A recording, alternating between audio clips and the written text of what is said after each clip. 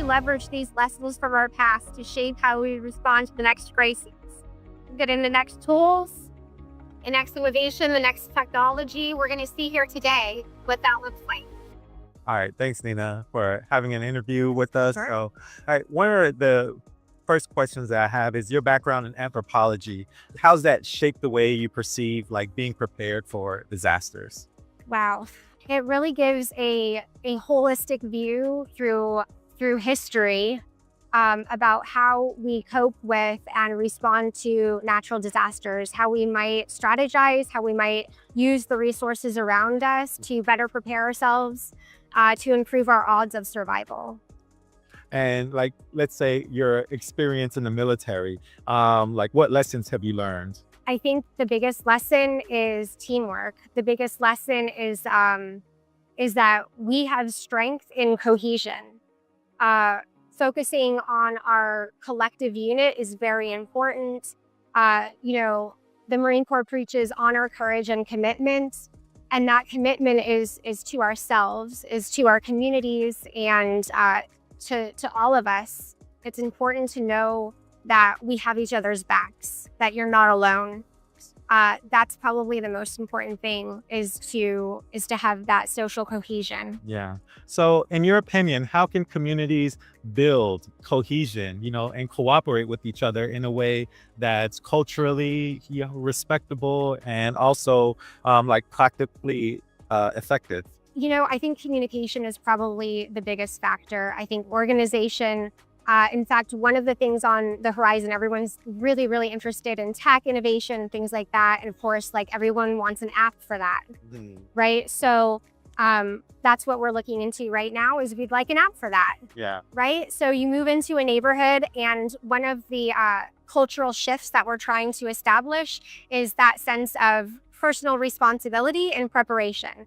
Because as we see, our administration is making substantial changes in our government, in our agencies, and how those systemic things are going to work and function for us. I think there's going to be more focus on the private sector. There's going to be more focus on preparing ourselves, preparing our communities, and linking together. That social cohesion is going to be really important. So if there was an app that could link us all without trying to figure out, like, where is my local fire department? Where is my local police department? Who do I call if the lights go out? Yeah. Who's going to come? Who's going to, what's going on? If there was a single point of interface for that, it would be very, very helpful. Yeah.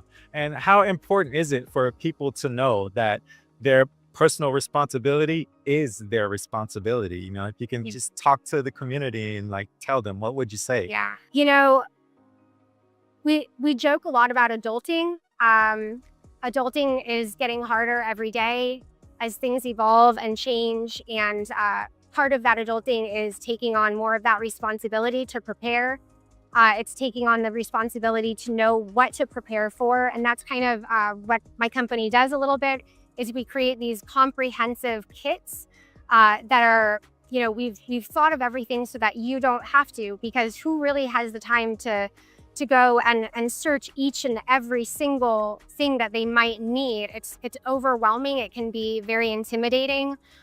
You don't know if you're getting the right product, the wrong product. Are you going to need it? Are you not going to need it? Am I wasting my money here? What if I don't have this when I need it? And all of our needs are changing, right? The old box of batteries and a few broken sticks of candles isn't going to cut it anymore. You need power banks. You need communication tools. Early weather detection.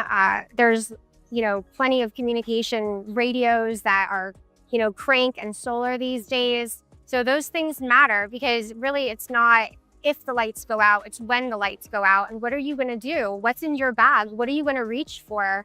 Because in the dark, that's an immediate need. That's not, wait for FEMA to get it together and roll by your house, because that doesn't happen. People, I think, maybe have a false sense of security that that's going to happen, and it's not.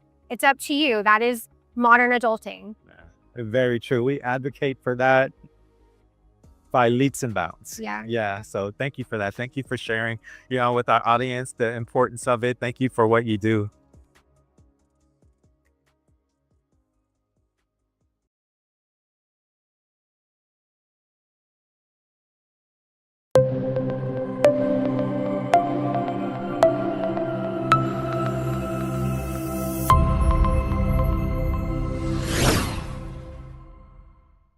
Welcome to the Disasters Expo 2025. Today is amazing first day of the event.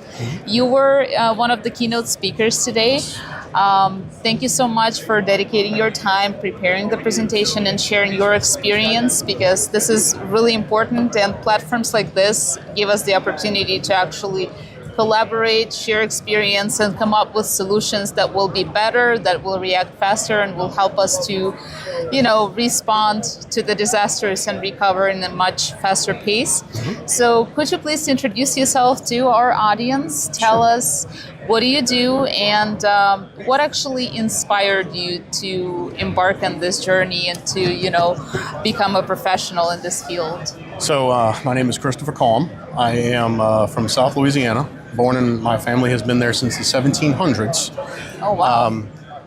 What got me into this field was I was on active duty with the United States Marine Corps in 2005 when Hurricane Katrina hit the New Orleans area. I was stationed in New Orleans at the time, and after that, a retired Navy captain who was starting up the Homeland Security program at Tulane University came on the base and was trying to get Marines and sailors who were looking to finish their college degrees, and it just kind of clicked that this would be something that I could do. Thinking, being able to respond and react and think quickly, and then also prepare a plan and then execute the plan. So that's kind of how I ended up going into this. And then I worked at the local parish, we call them parishes in Louisiana, the parish county level. I did that for a few years, and then I got on with NASA as a contractor and did that for a few years. And now I work as the emergency management officer at the Michoud Assembly Facility in New Orleans. Taking into account the fact that natural disasters looks like they are on the rise right now, and they seem to happen, in unprecedented areas, in scales that we did not expect they could actually occur. What would your take be on the personal responsibility of preparing yourself, looking not one step ahead, but maybe 2 or 3 steps ahead? Yeah, and that's something that I think everybody needs to become more aware of, because in general, and I will say, I have to say a disclaimer that my views are mine and mine alone, and not on behalf of NASA. So I will say that everyone needs to take a very personal approach to any kind of disasters, any kind of emergencies, because you need to be able to not necessarily rely on not only the federal government, but the local and state governments as well, because everybody is overtasked and overworked and undermanned. So as you think about it as a person, as an individual, and as a family, because hopefully that's the end goal, is you think about not only yourself but your family, that you have everything you need, be self-reliant potentially for 2 to 3 days in the event of any kind of disaster, whether it be earthquakes, tornadoes, hurricanes or snowstorms in the south. Those kind of things don't happen very often, but they do happen. And in the south, we need to definitely be worried about that kind of thing. Yeah, and natural disasters, they don't send a notification saying, hey, Friday 2 p.m. I'll be here, right? The thing about that is if you're able to be self-reliant and not and be prepared for yourself and your family, that frees up those responders to be able to help the people who are truly who are less fortunate and need that more urgent response. Instead of them trying to divert resources to helping people who have the ability to help themselves, they are able to focus that energy and those resources to the people who truly unable to help themselves. The indigent, the disabled, those folks who truly need that first response. Yes, definitely. And looking at the situation with, again, the increase in severity, intensity of natural disasters, what do you think, in your opinion, are the obstacles on the way to make sure that the recovery process runs as smooth as possible? You know, what would you highlight? In every situation, there's going to be differences. You had the hurricanes that hit North Carolina last year. You know, that area is unique in its infrastructure. They have very small roads. They have very narrow road systems up there. In the South, in South Louisiana, we have a much more robust road structure. However, it does get flooded, whereas theirs got washed away entirely. Ours just got flooded from certain, in certain events. So it's a time, it's that whole time emergency situation where all the people in South Louisiana would have to do is just kind of wait it out. In a couple of days it goes away and the roads are still there. In the North Carolina situation, the roads were not there, they were gone. So I think at the end of the day, if you are able to be prepared yourself and for your family, and again, like I said earlier, kind of just be able to free up those resources to respond to the people who, are more in need or more vulnerable, I guess is a better way to phrase it. That's kind of really, just the best you can do, even if it's having having a case of water that, would free up another case of water going, and then we'd go to somewhere else. Anything you can do to be more self-reliant is ultimately the best thing. Definitely. And events like this, like Disasters Expo, where you pretty much see so many exhibitors, so many innovations, so many technologies are being, placed together under one roof. That gives potential to new collaborations, to, inspiration for something new to emerge, right? Absolutely. In your opinion, how do you think this will help to shape our, community resilience and the response to the disasters in the coming years? So these type of events are phenomenal because for people in my field, we are so used to dealing with specific contractors, specific vendors who provide equipment and tools and resources. When you come to an event like this, and you can see, there are vendors here who have products and who have services that I wasn't necessarily even thinking about, but as I walk by and I see a booth and I go, you know what, I think I might be able to use that. And I start talking to them and I find out, okay, yeah, no, I can use that. Maybe not necessarily in the way that they are marketing it, but I can use it for my purpose in a different way that, maybe allows me to be able to respond to events on my facility and things like that, and in our community, my community, in a better way to protect my folks. Yes, and I couldn't agree with you more. It's amazing to see all those people together, collaborating, communicating, smiling, and hopefully creating new connections that will be fruitful in the future. And what would you like to tell to our audience? Just imagine that you have the world microphone. You have a couple of minutes to share.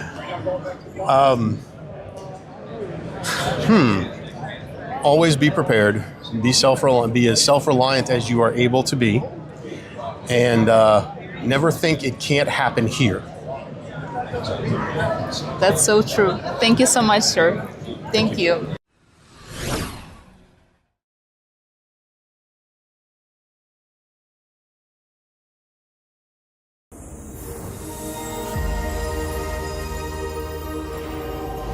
You can just introduce yourself and your company and what you kind of do. So I'm Jake Drum. I'm the owner of Drum Emergency Solutions. We're kind of a full service training and medical equipment company. We service everybody from homesteaders and farmers to, large government organizations with training and equipment, do lots of work in between, schools, churches, you name it. We're kind of engaged in that space. So we were mentioning earlier, there is an increase in like natural disasters and just climate events all over the world. What is people's personal responsibility? What can you say to that what should people do in order to ensure their own safety in light of these events happening? Sure, like we're all busy, we're all distracted, we have got a million things going on, but as we discussed, prevention, for all of these things is the best medicine, right? And so if you're trying to be kind of a more resilient person, a more resilient family, a more resilient community, kind of looking at existing risk, like things that could potentially occur, whether it's storms, floods, fires, whatever that may be. What problems can you fix now to mitigate the impact from that disaster, or mitigate, the impact from that, pandemic that shows up? Like, you can fix a lot of those problems now. You can solve a lot of those problems now. If you just take 5 minutes to kind of look around and be like, hey, like, there's clearly a huge gap here, like, we can address this problem. What would you recommend for a person to keep on them? Like, do you think about like a personal safety kit, like a bug out bag or something? I do, and it's a tiered kind of thing, right? So I have a business degree on top of my kind of other background experience. So one of the things in business school that they kind of beat you over the head with is the SWOT analysis, right? SWOT. And so as a business tool, we're looking at strengths and weaknesses, kind of things external to us, and then opportunities and threats, things internal, right? And you can do that little SWOT analysis thing for your own self, for your own family, and be like, okay, what are my strengths? Maybe I have this kit already. I have a tourniquet. I have a robust first aid kit. I have good training. What are my weaknesses? Like, do the kids know how to use those things, right? And then what do the neighbors look like? Like, is my neighbor's property a tinderbox?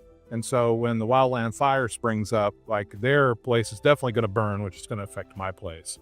How can I, kind of help with that threat, and what opportunities are there for me to help kind of prepare my neighbor? So, for me, the number one thing is awareness and education, like, always. And then the supplies come secondary. So I can throw all the medical kits in the world at you. Like, I can give you all the gear, but if you've never touched it, played with it, integrated it, like, who cares? Sure. I mean, it's useless. Yeah. You really want to weigh the things you're spending your money on with kind of your level of education and comfort. Sure.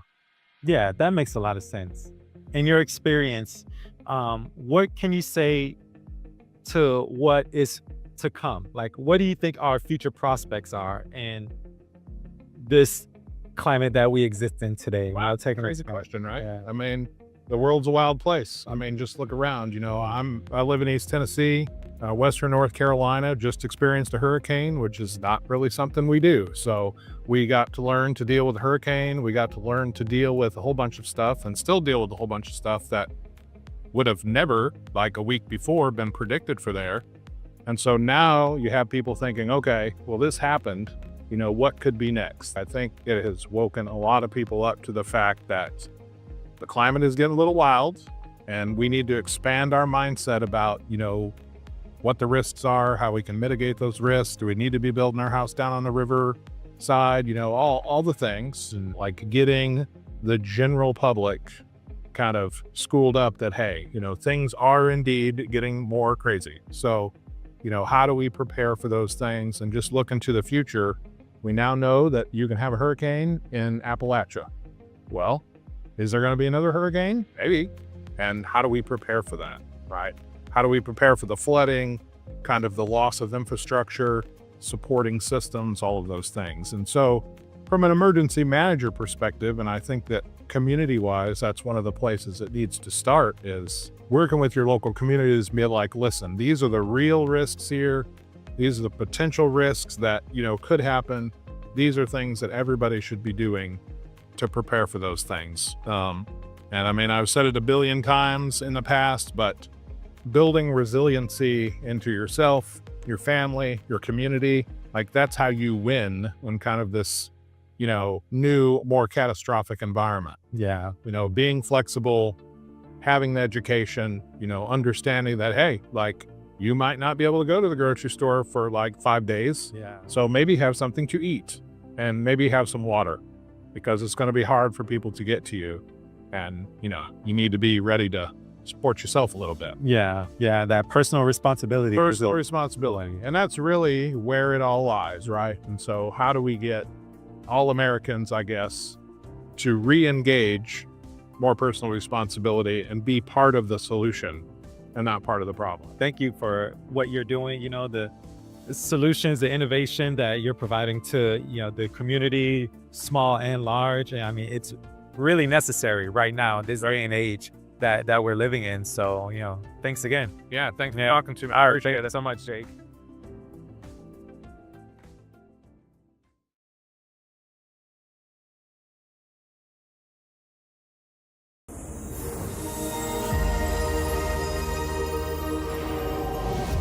So we're here at the Disaster Expo 2025.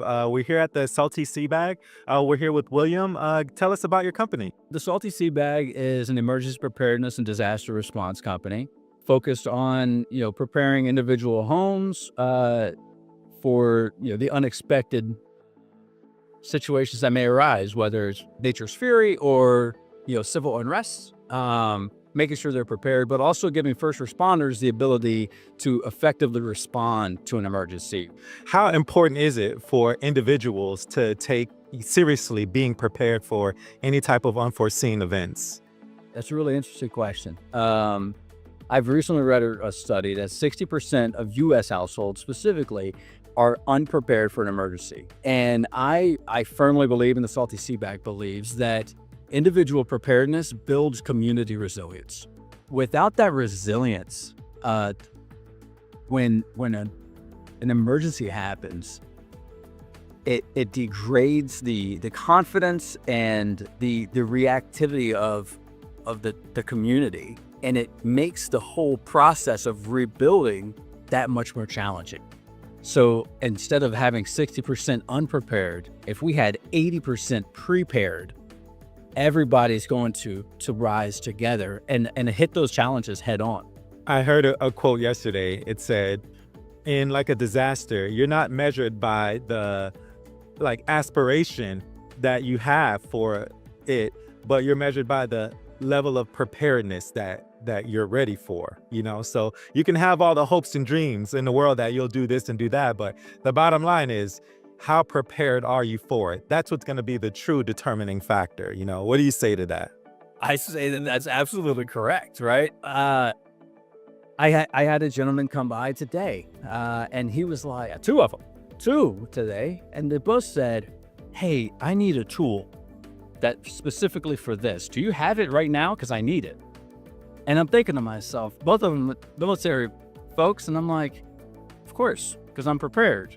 I have what you need. Yeah. Having the appropriate tool for the appropriate moment in the right hands is the absolute most important thing to responding to anything, any type of emergency or event.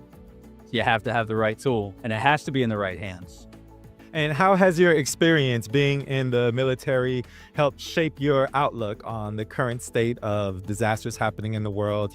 What has it taught you in being prepared? So I served 21 years in the Marine Corps, and one is the gear, right? The right gear in the right hands. Two is the foresight of knowing I might need X, right? I might need to start a fire, or I might need a screwdriver. I might need whatever that thing is. So instead of limiting your options, you want to expand your options. And then the second thing is, the next thing would be the confidence of using that equipment. So it's not just about having the right gear, but also knowing how to use it. So you just advocate for being ready, like say you have a first aid kit, knowing how to, for instance, wrap a tourniquet around something, just having those basic skills ready to go.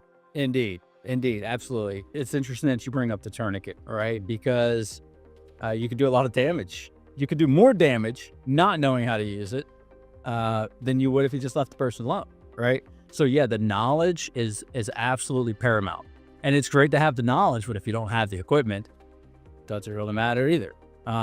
So it's got to be a collective effort through that foresight of what do I need, how do I get it, and how do I use it? Yeah. All right. So to change the pace, and what surprised you the most in this current era of disasters that we're experiencing all over the world?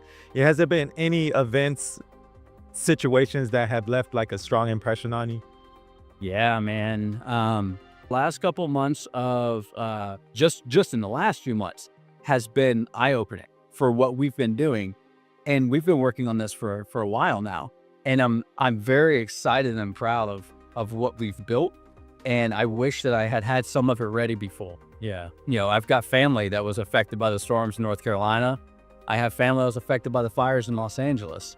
And I would say that the scariest part about it, how I was talking about earlier, a lot of people not being prepared, is it's only going to get worse. If you look at the weather and the statistics, it's all getting worse. We have more events happening, and the events are stronger. Yeah. And they will continue to get stronger, which is only going to lead to more devastation, more displacement of people, and more need for preparedness and response capabilities. So a final thought, like, what would you like to say? Say, for instance, you're talking to your loved ones, your family, your friends in the camera there. What would you like to tell them about being ready, about pending disasters? What would you just like the audience to know about it all? I would like everyone to know that individual preparedness builds community resilience. And individual preparedness is indeed an individual responsibility.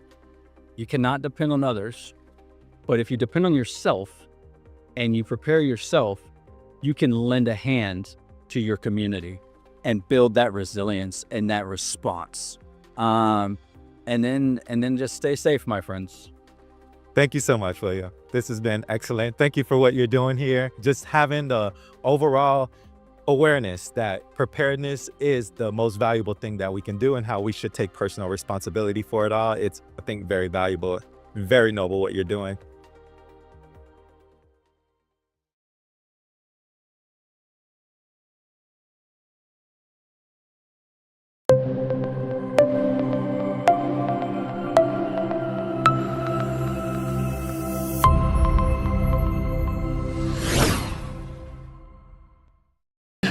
Welcome to this amazing event, Disasters Expo Texas 2025. We can see so many people. We can see that everyone is so excited. Today is the first day. We just started. Could you please introduce yourself and tell us a little bit about what you do? Sure. My name is Rob Borsch. I'm a captain with Dallas Fire Rescue and with the City of Dallas. I've been involved in emergency management and emergency response for almost 30 years. I work with state and federal agencies in all aspects of preparation, response, and recovery in natural and other disasters.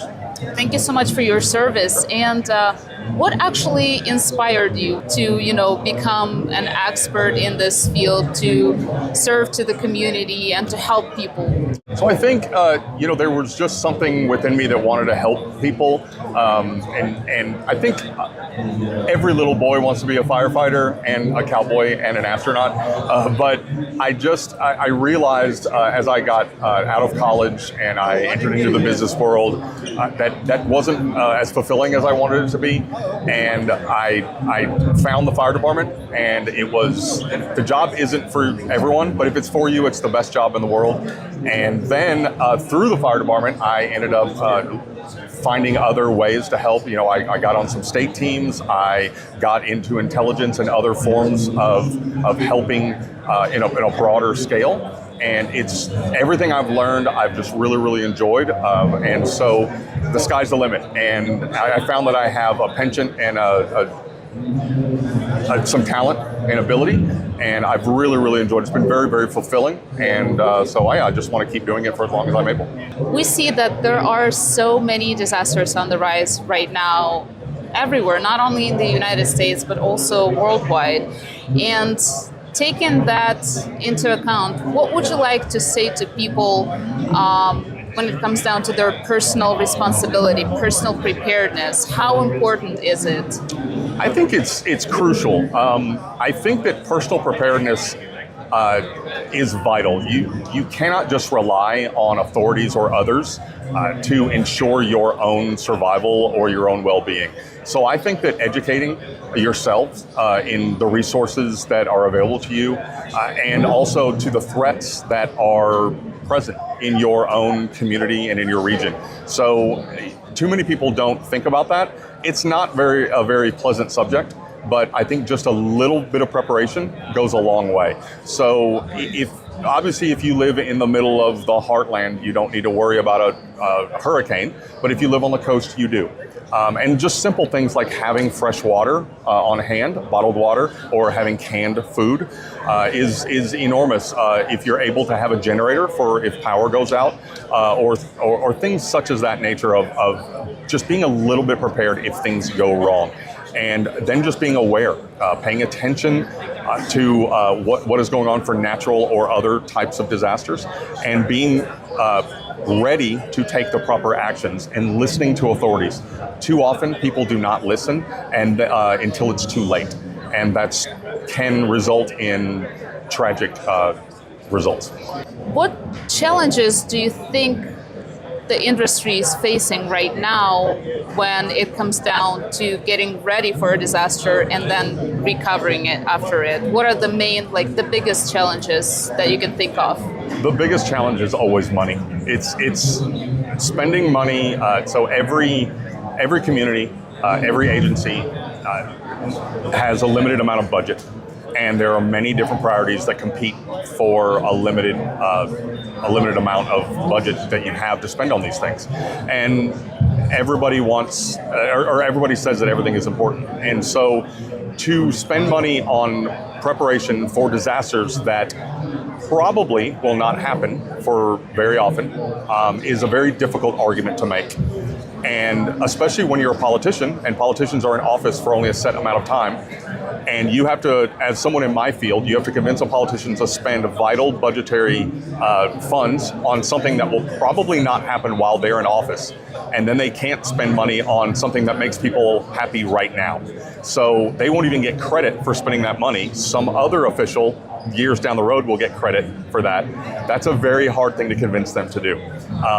And it makes it sound like I'm calling them short-sighted, but I do understand the difficulty, because if they put up a statue or build a bridge or fix the streets right now, it makes everybody happy right now for them. And if they put up siren systems or improve the radios or the phones or whatever, then people don't notice that, and then they don't have money to make people happy right now, and all they do is get criticized. So I understand the difficulty, but it's the nature of emergency preparedness and emergency management. That's the difficulty we face, because people don't want to think about disasters because it's not a pleasant subject. Yes, and it also requires actually thinking a couple of steps ahead. Yes, you're playing not just chess. Thinking about right you now. play chess, not checkers. Yes, definitely. Well, thank you so much. And what would you like to say to our audience? Maybe there is something that you would like to share, like you just shared with the audience here at the expo. What are the key takeaways that you would like people to walk away with? Honestly, I think my message today to the audience, and my message to your audience right now, would be preparation is key. And you have to be brutally honest with yourself. People like to put on a rosy picture on everything, and they like to hope that things won't happen to them. And what I like to say is you prepare for the worst and hope for the best, because it won't be bad if you're prepared and then nothing happens. That's much better than if you weren't prepared and then something bad happens. So that's what I would say, is preparation is key, and just be honest that things might happen. Thank you so much. Absolutely. Thank you. It's great to meet you. Thank you. Great to meet you too, sir.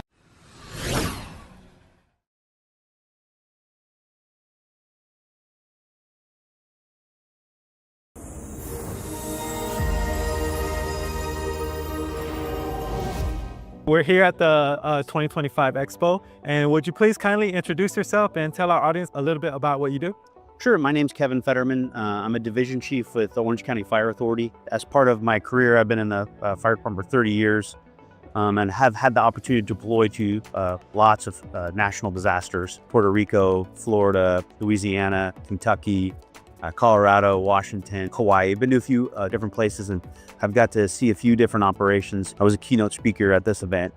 And so I've had a few opportunities, and this was a good opportunity to meet with a lot of other partners in search and rescue and other folks in disaster response.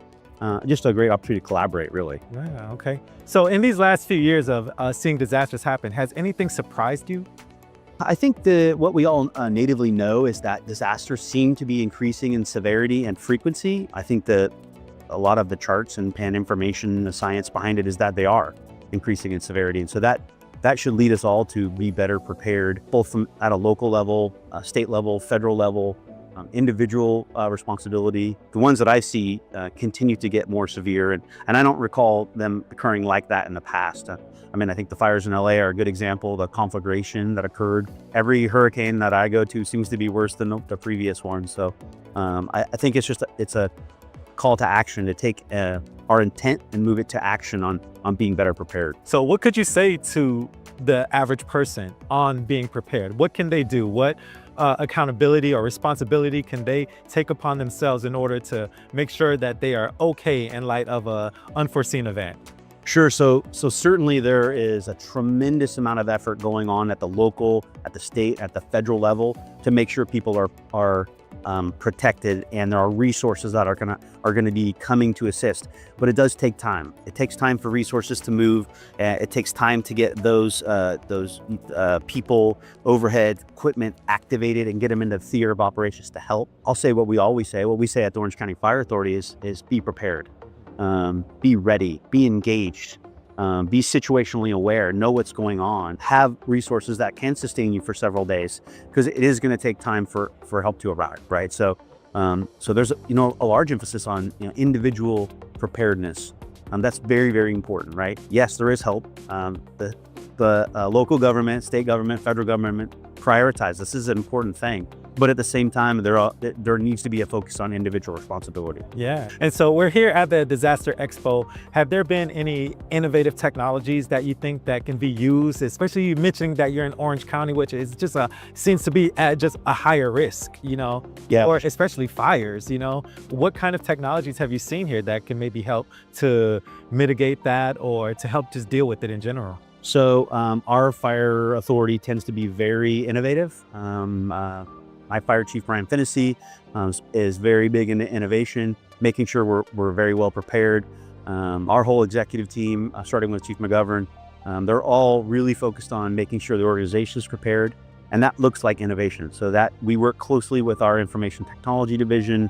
We're constantly looking at what innovation is available. How do we become better and faster at our responses? How do we send more appropriate equipment? Shows like the Disaster Expo bring all the functionality and capability and the technologists together, and you really get to see kind of all the options out there. 5 years ago, we wanted fire departments and disaster response organizations wanted one common operational dashboard to work from. Now we have 1,700 common operational dashboards because everybody went out and made one. So I think what right looks like and what success looks like is coordination technology, coordination software, communication software. And I think there's lots of examples here that kind of make that better. There's lots of inputs of information. I mean, you can go on your smartphone and find lots of information. What we have to do is kind of like reconcile that down to actionable information, so then we can take local responders and we can engage them. We can support with state and federal resources, and they can all be coordinated and not working in silos, if you will. So is that something that needs to be prioritized, in light of our current circumstances? I think it does, and I think it is. We all need to have this continuous improvement mindset, right? Your business, my business. Yeah. We have to be ensuring that every time we respond to a disaster, when we get back, we're looking at how can we do that better. Yeah. Organizations, local, state, federal, need to be looking at that. How can we do operations better? How can we be more efficient, more coordinated? And I think there is an effort to do that, but it needs to continue, and we need to focus on that. We're at that space and time where we can be better at what we do. It's largely decisions too, right? So is there anything that you would like, again, the average Joe citizen to know when it comes to being ready for disasters? Is there anything you'd like to say to them? What I would say is, local, state, federal governments are working together. There's a tremendous amount of effort that occurs to make sure there's a coordinated, timely response. And, people need to be engaged. At their own level, they need to be individually responsible and stay informed. Talk to their elected officials, prioritize disaster preparedness, response, and recovery. I think we all know that disasters are increasing in severity.